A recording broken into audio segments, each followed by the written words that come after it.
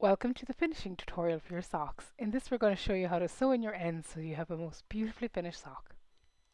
So you have your perfect sock, you're finished, and now all you've got to do is sew in your ends. It's not really seaming, it's sewing in ends. So the first thing is, this is kind of personal. Lots of people do this in different ways. This is how I do mine. It's how I find I get the best fit and they hide really well.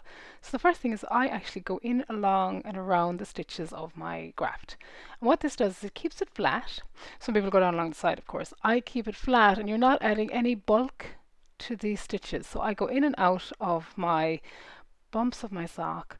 And you're not really adding any volume, adding a little bit obviously because you're adding the threads in between them. But what I find is that this creates no extra bulk, and also over time it kind of felts in. Not that it felts fully because some wools don't felt, but it kind of binds together with the rest of the toe because it sees quite hard wear.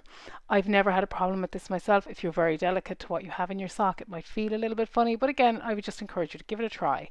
Now at the end, I don't really tie big knots in my knitting. I'll just go in around it, thread it through just a little bit through the tail of that and just pull it out. Then I'll just even it out a little bit.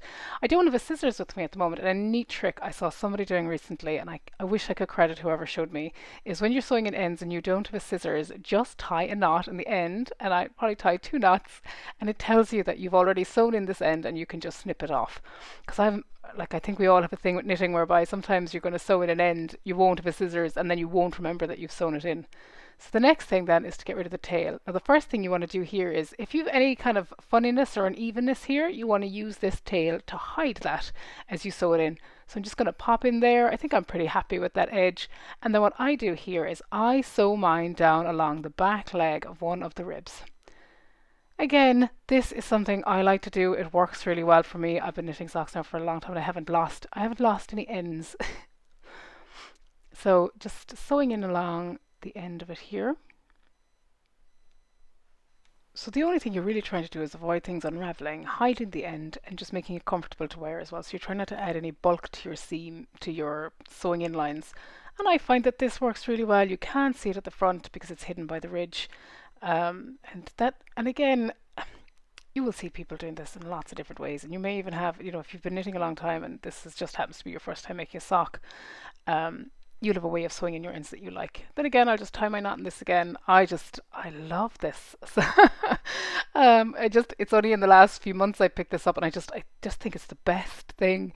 And that's really it. There is one little thing I do want to show you about all kinds of seaming, particularly with socks. And it's where you might accidentally add bulk.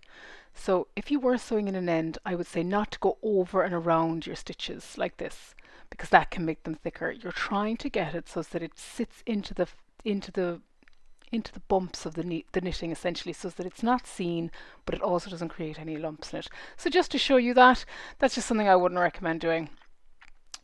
Don't go over and around it like you could on other seams. It just creates bulk.